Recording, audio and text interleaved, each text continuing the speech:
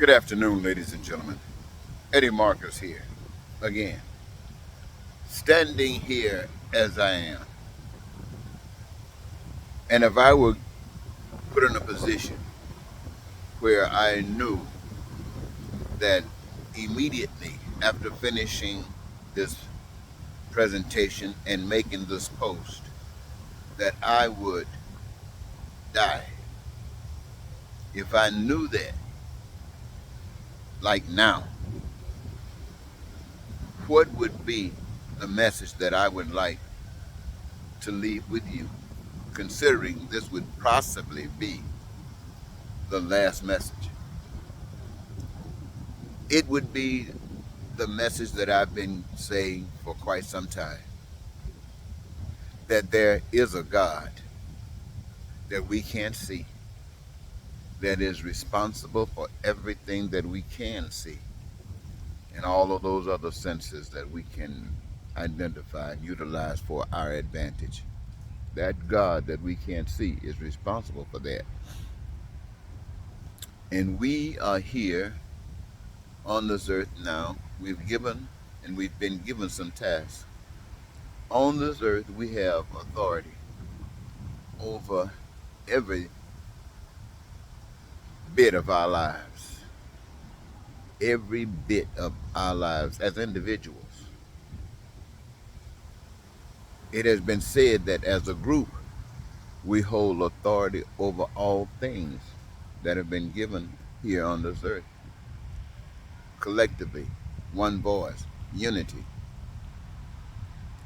I would say to every human being on this earth, that power that we can't see has pleasure in every last one of us experiencing our dreams just like we want them to be, for us to be happy, joyous, free, prosperous, that we wouldn't have to lie, cheat, steal, and those things like that.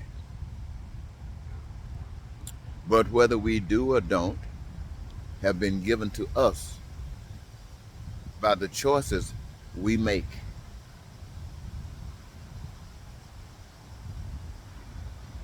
We talk about heaven. That's when things are going good for everybody. We talk about heaven when things are going good for you. That's great. But in an environment where you are the only one experiencing such a heaven, or you are part of a group that's experiencing such a heaven in the midst of a hell, then you have an obligation to use your heavenliness to change the hell that you're in at all costs.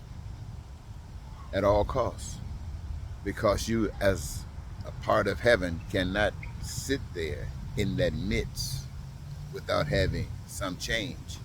And that your change will either be to end that hell that you're at, or to submit to that hell and become a part of it. So as we look at America today, as we look at the world, for all of us claim some degree with our universal God. But as that message that I'm sharing with you now indicates, that might be the case. But none of us are fit to call ourselves children of God. We are short. We got a long way to go. So my message again is, there's a God that each of us as individuals are obligated to, and only to that God are we to give our authority. Every last one of us as individuals, collectively as a group, that would be the outcome, authority to that God.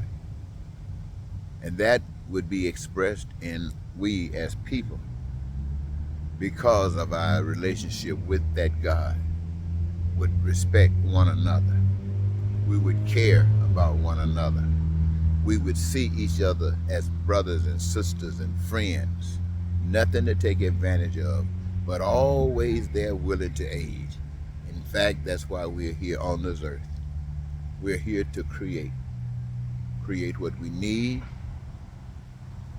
create what we want, create what we desire collectively, so that all of the many, many millions of things that we imagine and create are available to the millions and millions of people that might want to take advantage of any part of it. As an individual, adult, when I say adult, I mean you're not at home with your parents. You are to experience this kind of life, even with your parents, but after you leave your parents, the same kind of life. If you come together like creating a family, husband, wife, that family experience the same things. No one suffers. That is my message to all of the world. We are running and hopping, trying to run from death, but death ultimately, as we understand it, overcomes us. So all of that running and hopping, where we could have possibly made things better for our kids and our grandkids, we just made them worse by running because nothing changed. Things just got worse. And it got worse because you were not just running from the problems, you were running away from God. God says, stay. This monster, wherever you're running from, was created by you, by your parents and your grandparents. And now it is in your hands. What are you going to do? Run and take your cowardice someplace else? Well, that's taking advantage of people. But you can only take advantage of people who want to pretend to be good, but don't really know what goodness is. So we're all caught up in this whole big old, what temptation is called, ball of confusion. Hell. Think about it, ladies and gentlemen. I'll talk to you later.